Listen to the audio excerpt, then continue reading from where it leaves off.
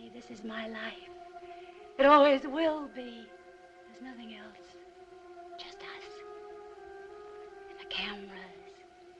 And those wonderful people out there in the dark. Hi, everyone. Welcome to another episode of Out There in the Dark. My name is Tom Alexander, and with me, as always, Azed Majid. Can you prove that your name is Tom Alexander, though? I mean, it's a bit of kind of if like I need to. Sounds a bit made up. It's my soap opera name. Yeah. Thomas Alexander. Dr. Thomas Alexander. MD. Yeah. How are you? I'm pretty good. I'm pretty good. Okay. Yeah. Good. That's the most I can muster. Well, that's pretty good. Yeah. I'm actually I'm a bit tired today. Me too. I was DJing earlier this afternoon. Oh, wow. Yeah. Great. How was it at the seniors facility?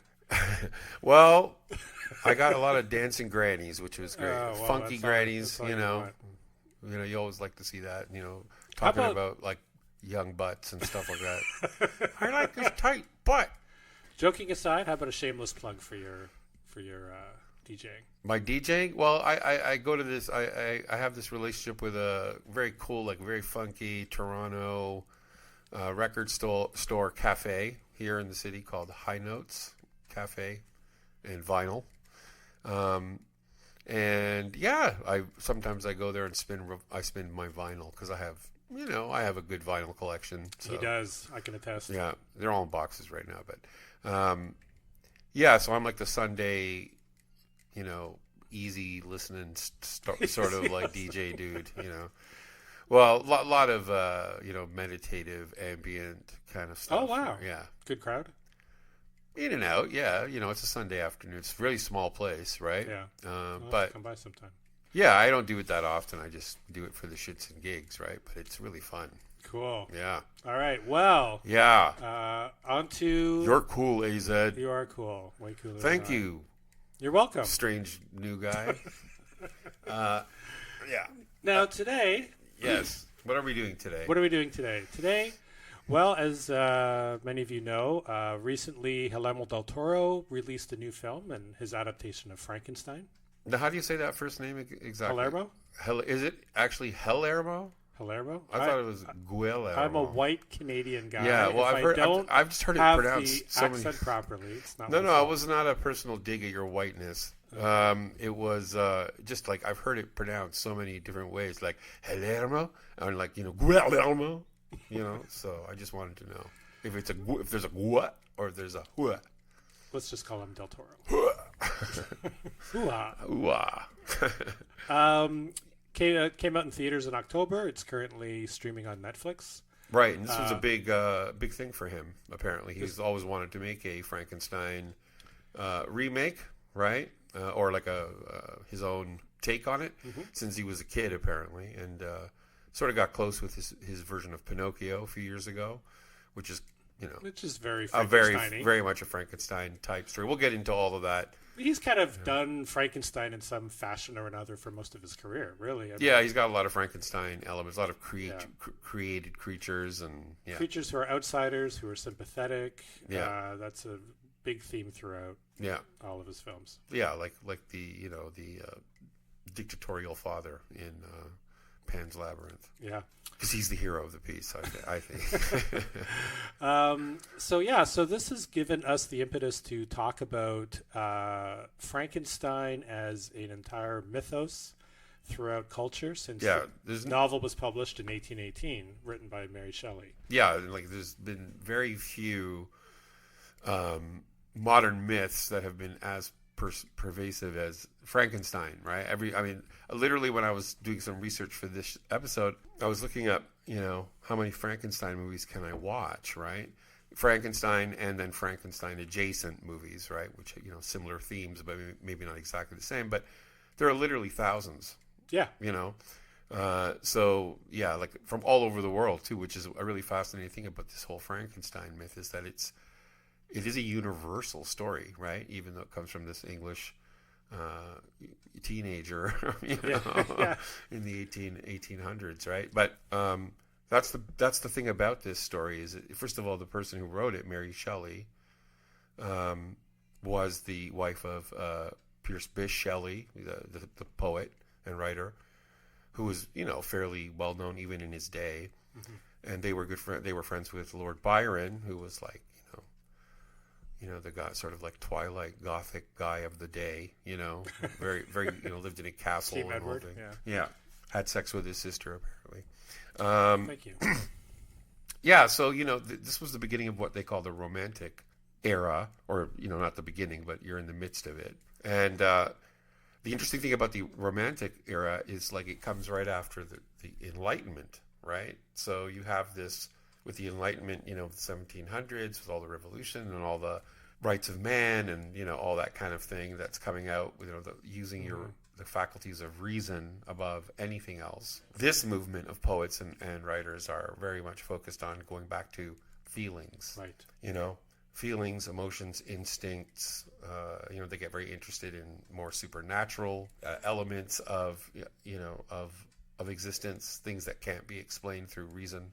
Well, that encapsulates the novel. Yeah, so incredibly I'm just giving you a little background as to the era in which you're looking at, right? That this was a kind of a backlash to the overly rigid rationality of Enlightenment thinking. So Mary Shelley is like from interesting pedigree because she was born of her father, Charles Godwin, was like a noted political philosopher in Britain, quite well known, and had fairly radical ideas for the day.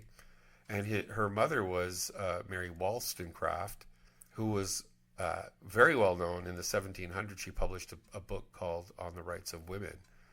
So she's considered like probably the first modern feminist, right? And she died in childbirth. Oh. She died in childbirth, giving birth to Mary. So Mary never knew her mother, but knew of her reputation, right?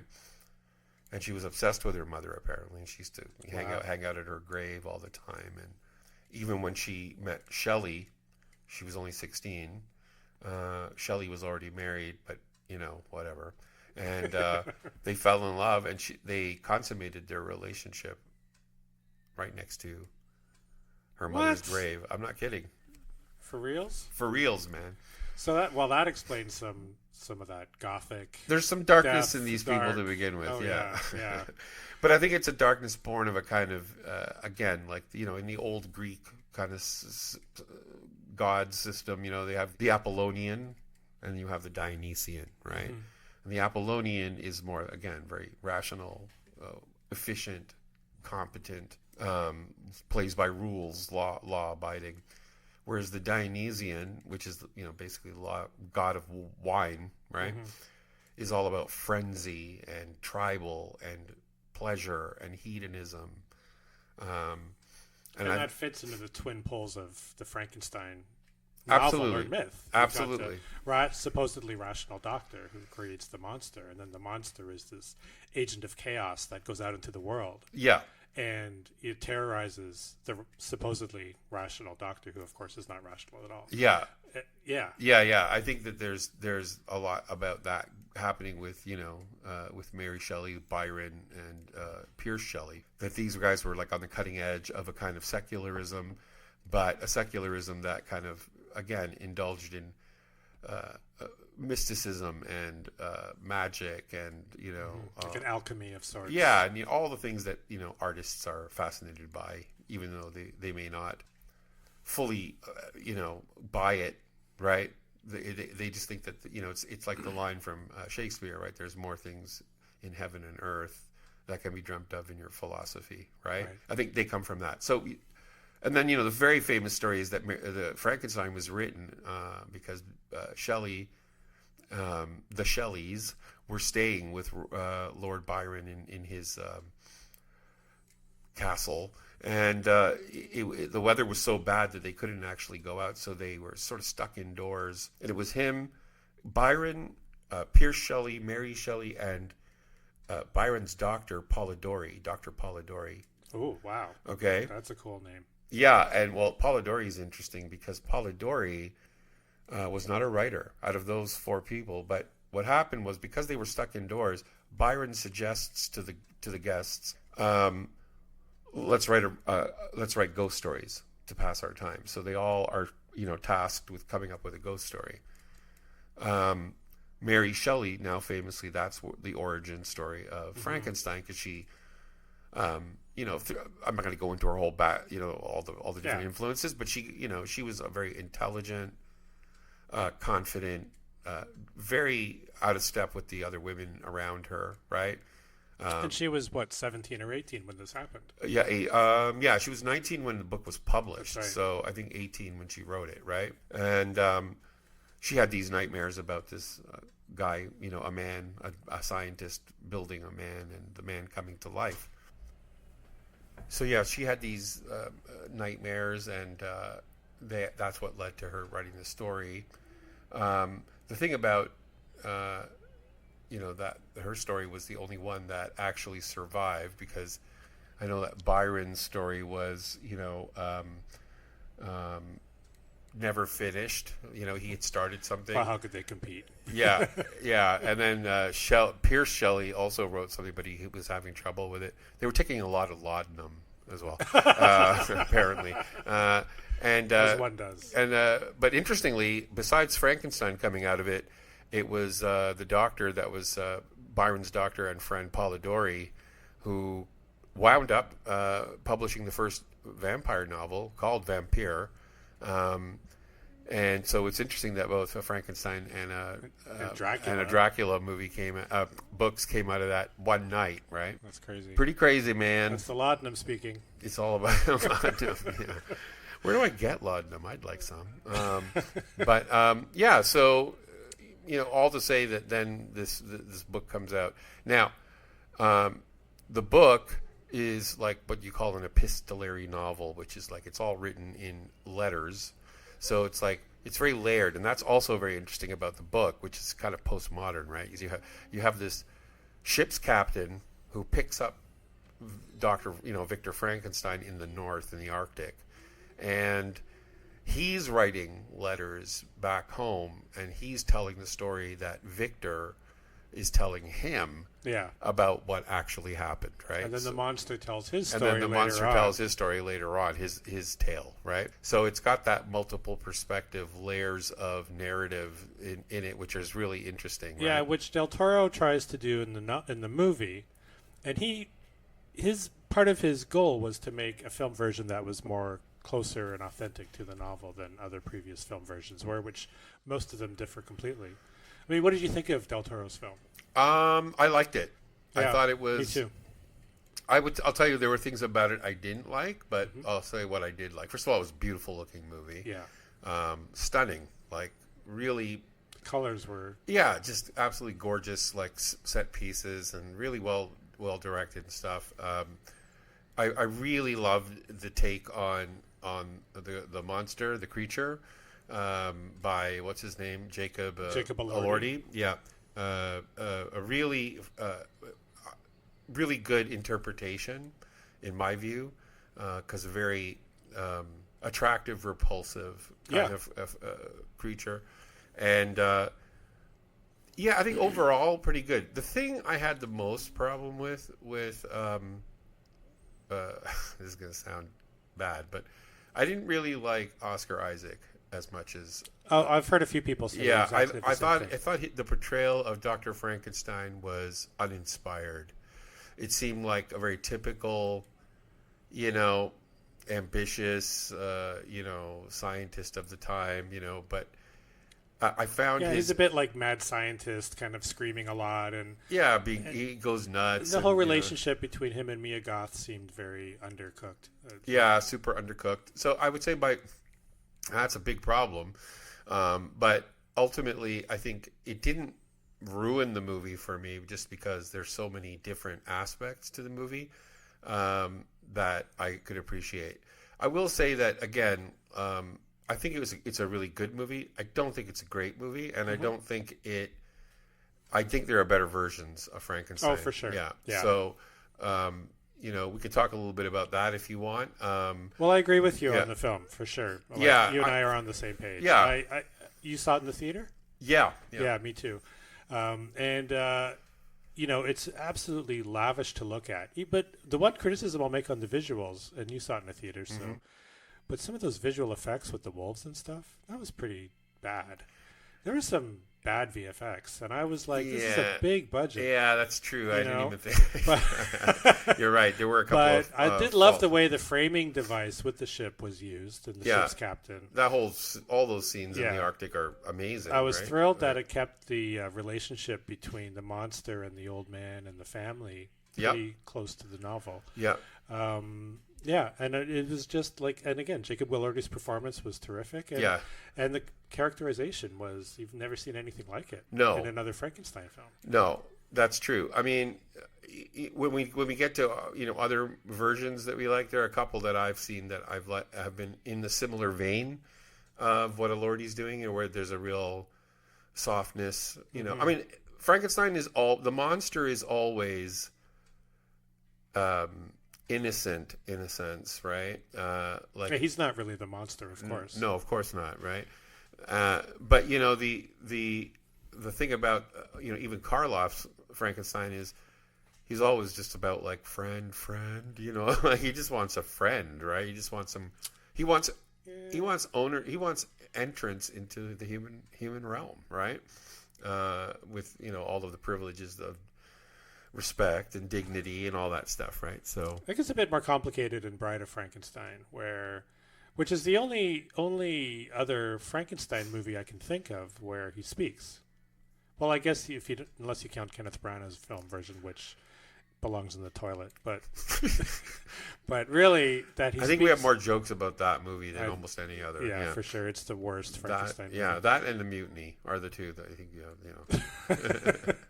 But because in Bride of Frankenstein, he's very emotional on all sorts of different levels. It's not just he wants to be, and then at the end with the bride, and the bride rejects him, then he wants to die, and he makes that very clear. It's sad. Yeah. It's so sad. Yeah, it's so sad. Well, that's my favorite. My favorite Frankenstein film is certainly Bride of Frankenstein, the 1935 sequel to James Whale's original 1931 film. Yeah, for sure. It's one of the best. I mean, I don't know if I'd put it number one for me, but sure. Out of those sort of universal Frankenstein movies, the first one is the worst, I think.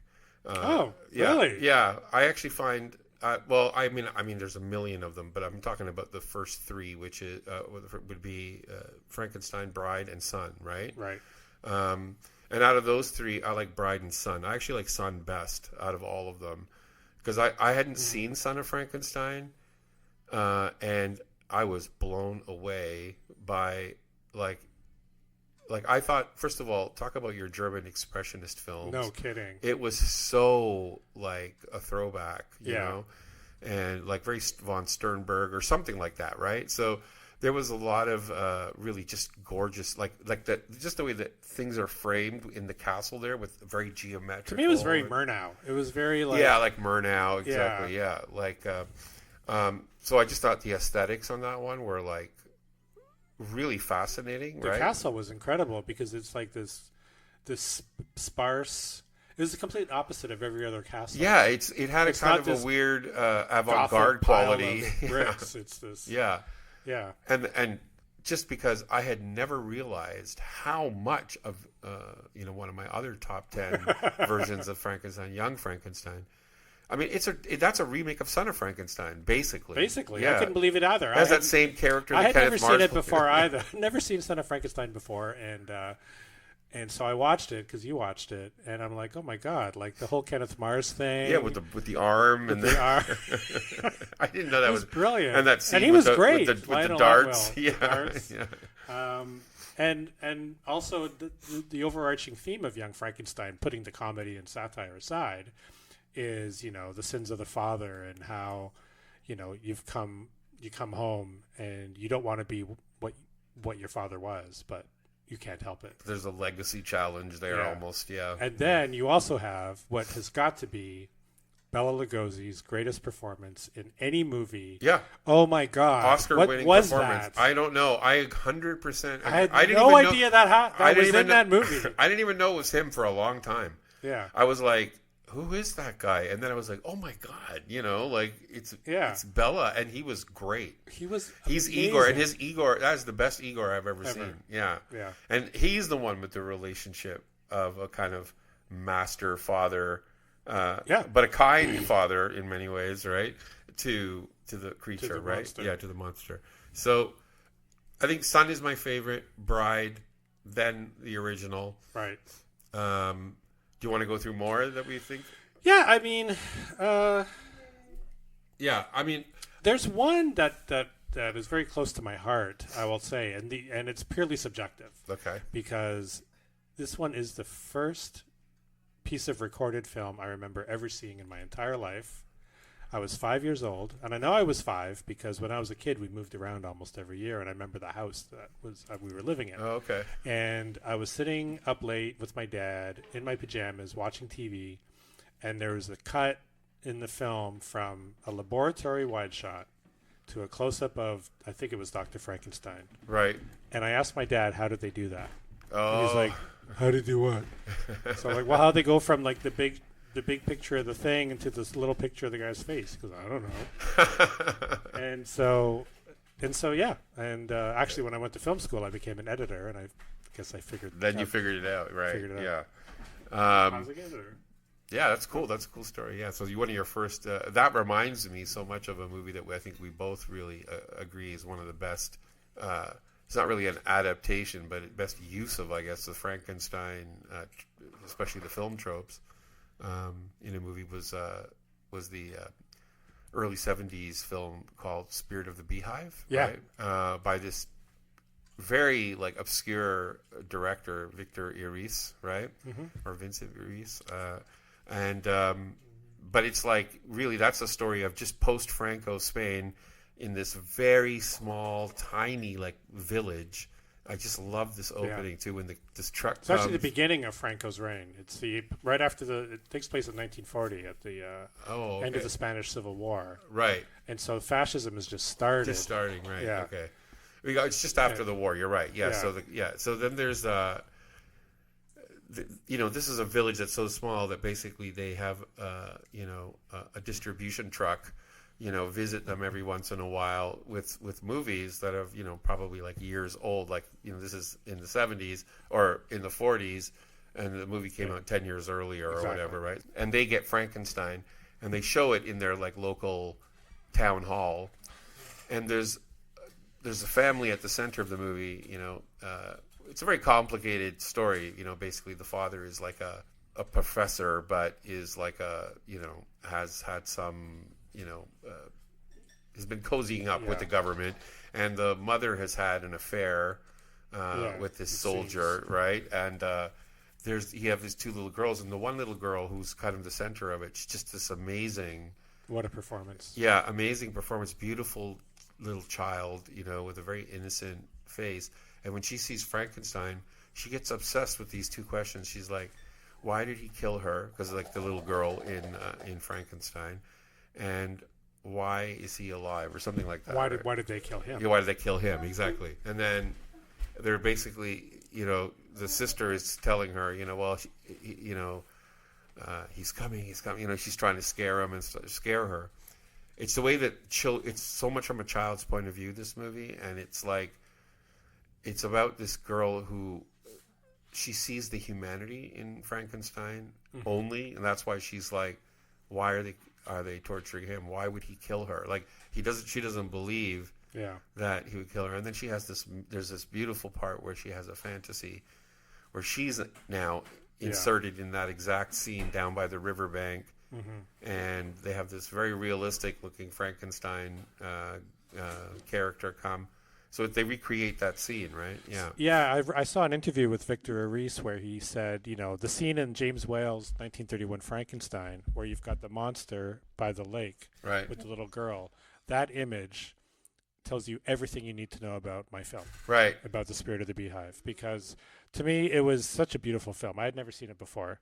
And it's one of those films that centers on children and never shies away from the darkness. Right. And that's something I think Del Toro also does in a lot of his films. Right. Like Pan's Labyrinth. Right. Devil's Backbone. Pinocchio are all films from a point of view of a child, and they are dark. Yeah, there's a lot of darkness in there for sure. Because death is sort of hovering around this little girl in Spirit of the Beehive. You know, her and her sister are playing on the train tracks, and the train is coming, and we start getting upset. She's playing by a well, and when she runs into the freedom fighter who's hiding out in that shed, he's got a gun, and you don't know what's going to happen. It's like the whole movie skirts on the edge. Yeah. And she seems to know it, and she's skirting on the edge. And that's what childhood is like sometimes. Yeah, but she's also trying to she's really trying to understand the humanity of the monster, right? And so when she goes to give food to the first you think, oh, this is going to be like a rape, you know, like she goes into this into the shed, and there's a soldier there. He's desperate, you know, and he doesn't seem at all warm towards her, you know, and you think, oh no, like what's going to happen to her, right? And then she goes and she starts like looking after him, right? Just bringing him food, and making him feel, you know, and it's like that, you know, there's that whole thing about the girl and Frankenstein, right? Because in the movie also it's like the girl holds Frankenstein's hand and takes the flower, you know, he has no fear of him, right? Yeah. And you know, so she has this humanity going on with the freedom fighter and with her sympathies toward Frankenstein, but what keeps oppressing her is sort of, and it's very implied, it's not explicit, right? But the fascist regime infuses the town with, like the father is very uncaring, he seems very distant, he's obsessed with his beehives, right? And of course the freedom fighter, spoiler alert, is killed, and then the father finds out that it was his daughter who was kind of feeding him and protecting him.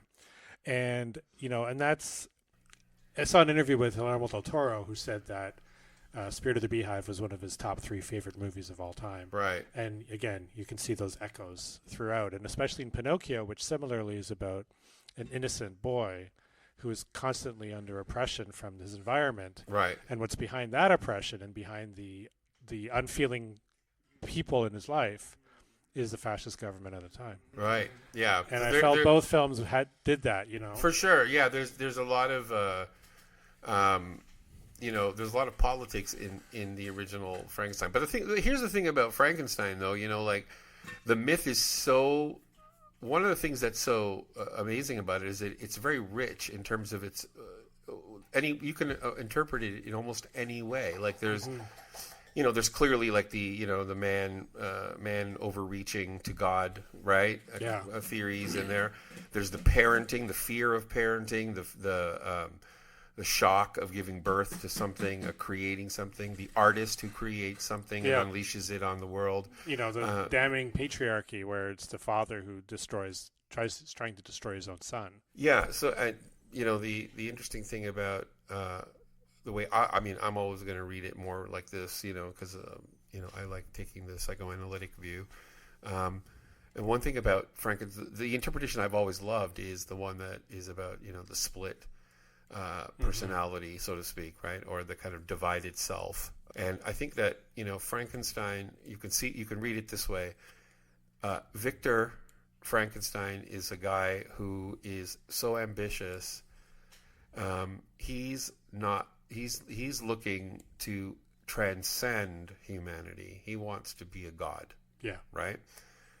He creates a man, right, out of fragmented pieces, right, and bits that comes to life, and he will not admit this thing into existence, right? He rejects it and suppresses it. And this is exactly how you could read, you know, yourself internally as a person who, you know, in order to, you know, achieve ambitions or whatever, you have to repress, you know, certain darker, primal, or your humanity. Yeah. Even. I mean, really, the monster is more human. Well, but we're going to get to that in a second, right? Like the creation of the monster is horrific because it goes against God, right? I'm not saying this is what I believe. It's just sort of like the way you would break it down, right? So you have a man who's trying to reach God's position, and that's always punished, right? In all myths. Yeah. That's why modern Prometheus, right? Like Prometheus was famously gave fire to human beings and was punished by the gods for life, right?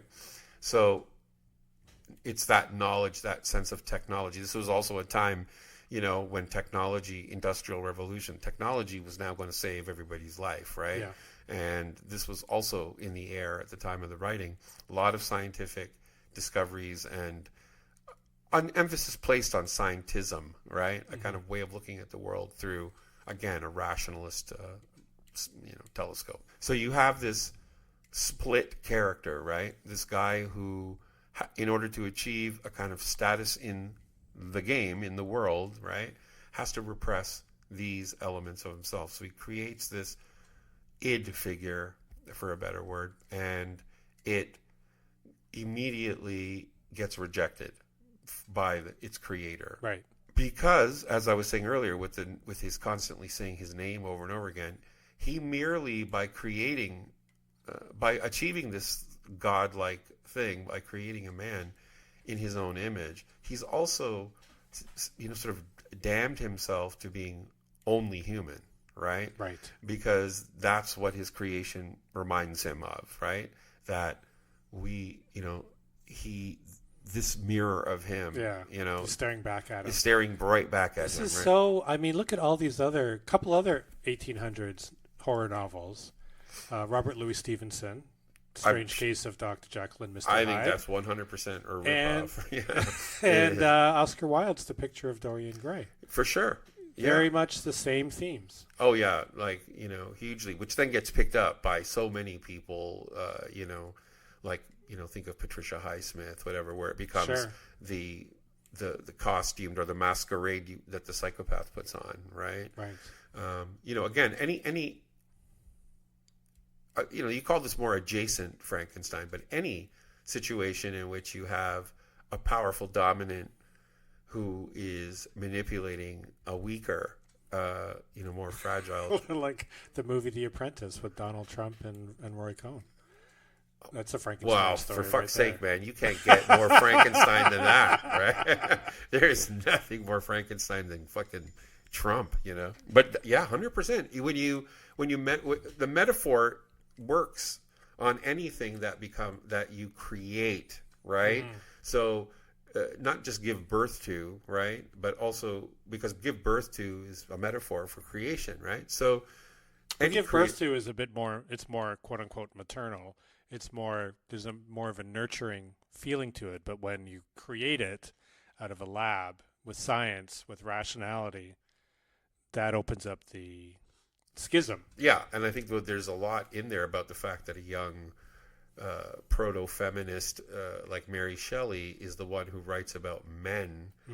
And this is another aspect of the Frankenstein myth that I find so fascinating because it's so ahead of its time in terms of gender ideas. The idea that a man would give birth, right, it goes back to a kind of early concept of envy, right? Like maybe you could call it womb envy. I don't know.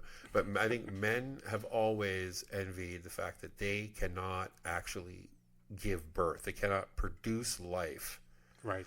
They can participate, right, in producing life, but they don't actually produce life. And, most of patriarchy is all about the lineage of your children, right? And the concept of, a woman has to be kept chaste and all that stuff because you have to prove that it's your name. Again, name of the father, name, right? And interesting that the most famous Frankenstein movies that were made were directed by an openly gay filmmaker. Absolutely. Like James Whale. Yeah. Openly gay. And I think that in a way there's also a metaphor for that. That's what I'm saying, man. Yeah. I mean, definitely the gay community has picked up on Frankenstein a long time ago. Yep. As a myth that is really a kind of, a closeted gay story, right? It's like these, the women are in and there. A trans story, yeah. Yeah, these women are in there in a kind of perfunctory manner, right? And the interesting thing about the book, and this is one of the things about the Del Toro I also didn't care for, as close as it was to the spirit of the Shelley novel, I think it kind of missed out on things like, in the book, when the creature comes back and asks Victor to make him a companion, and it doesn't work out, right? The creature then kills Victor's fiance, Elizabeth. Elizabeth, It is. yeah. He kills her, and he also kills a lot of his family. Yeah, he kills his little cousin. Or yeah, he kills a lot of people. It's pretty brutal. And it's like, it's clearly a kind of, obviously on the surface, a revenge from the creature to, against the Doctor. But it's also about a kind of, if you think about it as this is an aspect of his own darkness that he's repressing or not admitting to. It could be he could be doing it himself, right? Maybe there is no creature. Maybe it's just him, Dr. Jekyll and Mr. Hyde, right? Yeah. So I think the prototype is there for that interior version, which is Dr. Jekyll and Mr. Hyde. This is externalized, right? And therefore it has a lot more of those other aspects like parenting, about that, nurturing, about, trauma to children, abandonment, right? Yeah.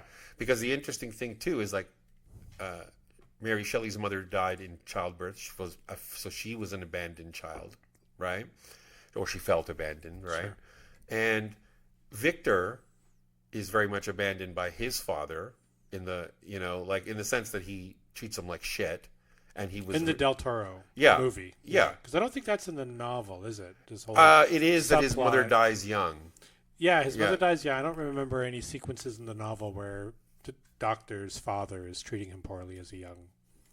I don't know. There's some talk. I can't remember. I haven't read it in a long time, but there is some talk about. But that's something easily. Again, right back in Del Toro's wheelhouse. Yeah. Most of his films have some kind of evil male father authority figure who's being abusive toward the child. Yeah, and this sets up a cycle because then Victor, in order to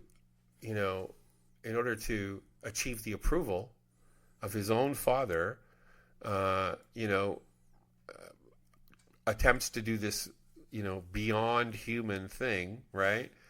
And winds up abandoning his own child, right? And it's the same thing all over again. It does the same thing all over again in an attempt to meet a status of superiority, greatness, all that stuff, right? Which also is in Son of Frankenstein very obviously and Young Frankenstein. So yeah, it's an interesting, it's fascinating how tropes stick and other ones don't, right? Because like this one, even though it's about men, a man, giving birth to a child, basically, it's so universal for any gender, for any race. I think Frankenstein has been made in every country that has a cinema. Yeah. Ever. Like, that's what I'm saying. There's thousands of these. So there's something clearly about, that whole story, right? Now, there's another connection that I found really interesting between Frankenstein and an ancient myth, which goes back to a Jewish myth of the golem, right? Oh, yeah. And the golem is basically a creature made out of clay, fashioned by a rabbi, who then writes the word, the Hebrew word imut, which means truth, on its forehead. It comes to life and protects the Jews from pogroms, right? And the very famous one was in Prague. A very famous rabbi wrote a story about the golem of Prague. That became a very famous story, and it clearly was something that they could have read, right, as children. So the golem is like one of the first instances of a creature being created that then can, and then also gets out of control. And the only way to kill the golem is because of the Hebrew word imut. If you cross out the e, the mut that's left means death. Right. So you have to cross out the e. I think I remember this from the movie, but yeah. Yeah. So this is a myth that goes even further back. There's Prometheus, of course, and ancient gods. If you look at ancient gods, they are always punishing, humans for doing. They're always trying to kill their own kids. Yeah, well, that's all they do, right? Yeah, all they do is try to murder their own sons. Well, I was talking about this with Ishmael, but at the time in ancient Greece, one of the great writers, Ovid, wrote The Metamorphoses, which is a book that's all about the gods. But these gods, they are so vindictive. They rape people. They're jealous. That's all Zeus does is rape people. Yeah, rape and like put curses and kill other people's kids and eat their kids and all that kind of throw them into labyrinths, all that kind of stuff. So, the concept of the gods being somehow virtuous is, what he's saying is no. And the reason why it's trenchant politically is because obviously these are, critiques about people who claim to have authority. Yeah. And they're just dirty scumbags like Donald Trump. Yeah. Yeah. No, I mean it really is unbelievable how the mythos of Frankenstein doesn't go away. It just gets richer and bigger, and you can see it showing up in all these different films. Yeah. And then of course the things like Young Frankenstein, which is a parody, but it's very, it's excellent. Beautiful film. It's actually pretty close in many ways, even though it's like you were saying, it's very parody and whatever, but it's close to. Well, it's the love that Mel Brooks has for the subject matter comes through. Yeah. And actually the project started with Gene Wilder. It did, yeah. Yeah, but it's one of those parodies that doesn't have a mean bone in its body. It loves every moment. Yeah, it loves all the universal. Unlike, say, stuff. Rocky Horror Picture Show, which is sort of an offshoot, gross kind of ridiculous Frankenstein. I don't know. I like Rocky Horror. I don't like Rocky. I like Rocky Horror. So I mean, I saw it 800 times. Okay, well. So it was a part of my teenage years, but. I was talking about the other movies that are sort of adjacent, and definitely Rocky Horror Picture Show is a Frankenstein movie, but it really kind of brings out the homosexual subtext for sure in it, like making a man, right? So that I appreciate how it sort of did it. Yeah, it's not a great movie. I'm not saying it's a great movie, but it's an interesting interpretation. Fair enough. Yeah. So a couple of other ones that I really liked. I thought Poor Things was quite an interesting take on Frankenstein, and in many ways, kind of sort of like comes at it from the opposite end, right? Yeah, I really liked it as well, and it had such a bizarre, off-putting performance. To say the least. Yeah, her performance was tough. Yeah. It was great, and it's a really strong film. It's a great film, but not always easy to watch. But no, but I mean, it's it's again making a woman is a different situation completely, right? So, and all of the gender sexuality issues come out that are also in the original, exactly on the male side, right? That one's really good. But a couple of mine that are actually, I'm going to say are my couple of my favorites. I think the closest one, and this is going to be like, people are going to be like, this guy's old and what the fuck's he talking about? But I think the closest one I've seen that got the essence and the emotional content completely down was a TV movie version. In the early 70s, called Frankenstein: The True Story, with Michael what's that guy's name? Michael Wilding, that guy, and he plays Victor. Michael Sarrazin plays the creature, right?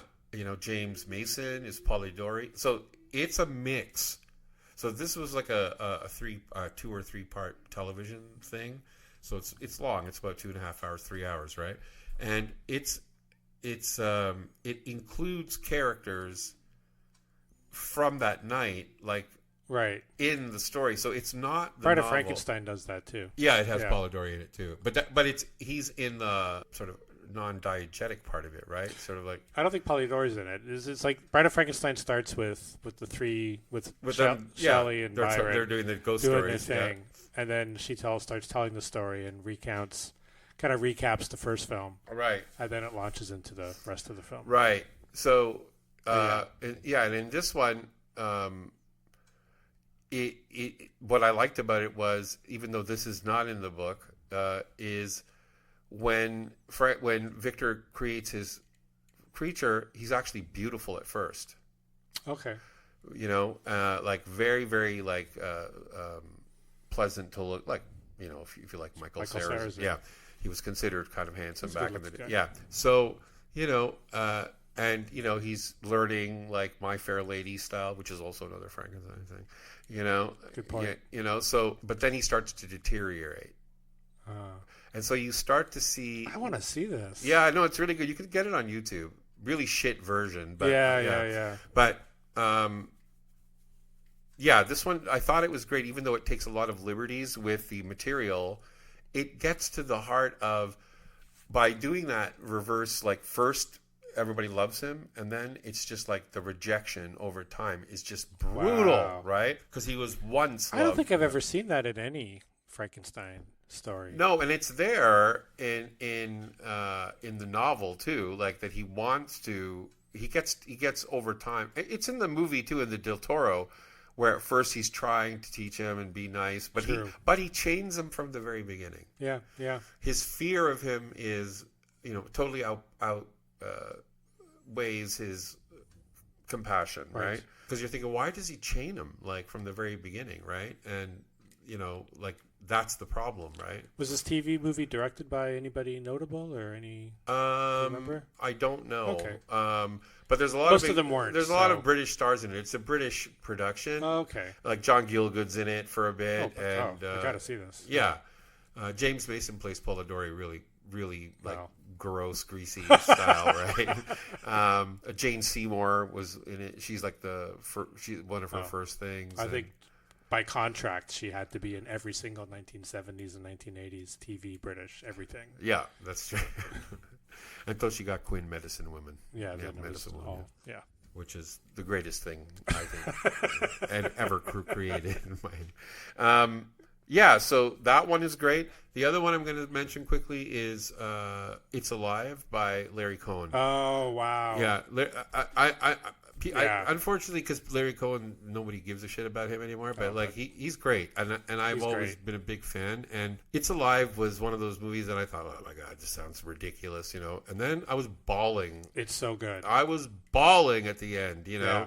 So, and it has that theme of accepting the darkness, right? Mm-hmm. That it's part of you, and that's something that Frankenstein, to his credit, sort of does at the end of the novel. He sort of acknowledges the creature by kind of apologizing, right, for his hubris. But that goes back to, if you know Shakespeare, there's a Shakespeare play, The Tempest, and there's a character Caliban on the island who's like a sidekick to the main guy, to Prospero, and he's this vile kind of creature that everybody kind of kicks around, right? And at one point Prospero says, this thing of darkness I take unto me, right? So it's that acknowledgement of the thing of darkness, the darkness in you. The more you repress it, as our favorite Robin Wood used, kind of clinched, in his studies on horror, the return of the repressed. You know, the thing that's going to come back is the thing you're trying to deny, exists, and it's going to come back in a monstrous form, right? And it's going to come back and be it's going to be the thing that destroys you, right? So it's all about getting Victor to accept his creation as something good, as something loved, something that he can love, or at least show compassion to, right? And because he's unable to do that, he destroys himself. He destroys everybody around him, right? It's such a universal theme that... Because we all do it. We all do it. Yeah, exactly. We all do it, right? We all push down, darkness in ourselves. We don't want to admit that we have dark thoughts or whatever, or that we think... Or we force that ideology upon our own children. Or or be projected out onto out, like the way people say, like it's the immigrants, right? It's like, well, the immigrants are a Frankenstein monster, right? Everything that you create out of your fantasy, that's something that you can then reject and sort of oppress. Yeah, is a Frankenstein story, right? So it has big political meaning for me as well. But yeah, absolutely. I mean, Frankenstein. Huge in my life. When I read it for the first time, it blew my goddamn mind. Yeah. Because of course I knew about the Frankenstein movies, but when I was a kid, I just thought that's what it was. Yeah. And when you read the novel, it's a totally different thing. You see all of the depth. Well, way back when I was 5 and I was watching TV with my dad, I figured out later on as I kept trying to remember it that it was one of the Hammer films, one of the 1950s. Right. Yeah. British horror Hammer studio. horrors, yeah. So it was The Curse of Frankenstein, I think. Oh, Christopher Lee. Right. Who does his own kind of thing with the monster too, right? Yeah. Because Christopher Lee refused to watch the James Whale films. Oh. Before, and he did his own thing with the makeup and everything. He looks very different than the Boris Karloff. Right. Yeah. Yeah. I mean, there's so many more. I think we should maybe maybe we'll put out a list on our Letterboxd accounts or something, and people can go take a look. But yeah, I mean, it's a fascinating myth. I'm still waiting for somebody to kind of like really nail it, But I don't think we've quite gotten there. No, we haven't. It'd be a tough novel to really nail because it is written. It is very much of its time. I think that as universal as the themes are, to make it truly. I think authentic, you would really have to make the Kenneth Branagh film. Oh, yipes! I'm sorry, Robert De Niro. You know what? I tried rewatching that a couple of years ago. I got 10 minutes in, and I'm like, I can't. It's like this is a from waste the first of frame. Time. It's the worst movie. And it's like he's got a Brooklyn accent. He's like, hey, Frankenstein, hey, did you ever consider the consequences of your actions? Frankenstein. And he's like shirtless the whole time anyway. Yeah. You fucking with me? Frankenstein, you fucking with me? We need a gangster Frankenstein. Yeah, gangster Frankenstein. Yeah. Tony's Frankenstein. Well, yeah, like Moltisanti's horror movie script. Who's? The Sopranos. Oh. Remember? No. It's a zombie gangster movie. Oh, yeah, of course. With Billy Baldwin. Oh, yeah. All right. On that note. Thank you, everybody. Yeah. No, thank you. No, thank you. No, thank you. You're a monster. You're a monster. All right. I'm a teenage Frankenstein. That's a good one, too. Yeah. Okay. Goodbye. Bye. Alice Cooper, by the way.